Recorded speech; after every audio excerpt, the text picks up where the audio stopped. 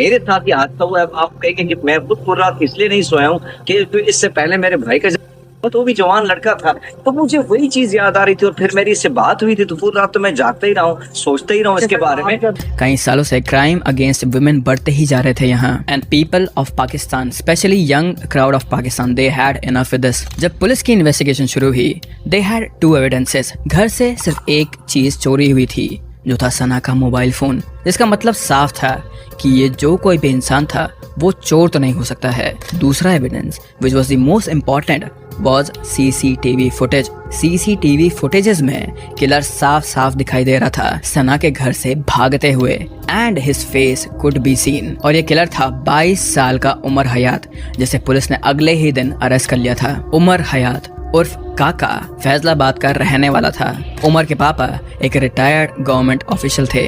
उमर खुद सिर्फ 12th पास था और उसके पास कोई नौकरी भी नहीं थी, जिसकी वजह से उसका फाइनेंशियल स्टेटस कुछ खास नहीं था। थोड़ा बहुत जो वो कमाता था वो सोशल मीडिया के थ्रू ही था।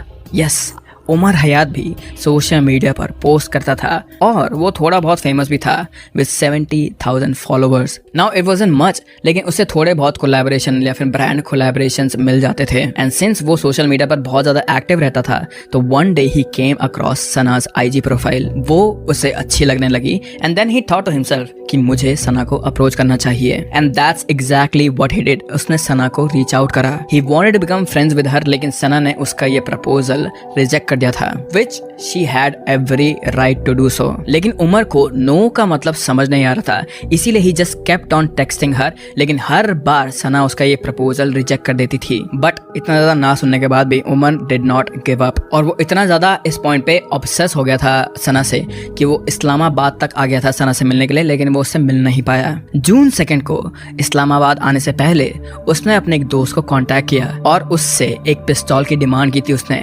चल ठीक है, मुझे ना बता दिन आती हूँ, 2 जून की मेरी फ्लाइट है, तो वो मैं सेम डे रिटर्न आती हूँ, शाम का मेरा इवेंट हो जाए। अगर मैंने स्टे किया तो फिर होटल वगैरह से पिक कर लेना, नहीं तो मैं जाते हुए वापस मैं किसी भी लोकेशन पर ना करा दूँगा इस्लामाबाद में।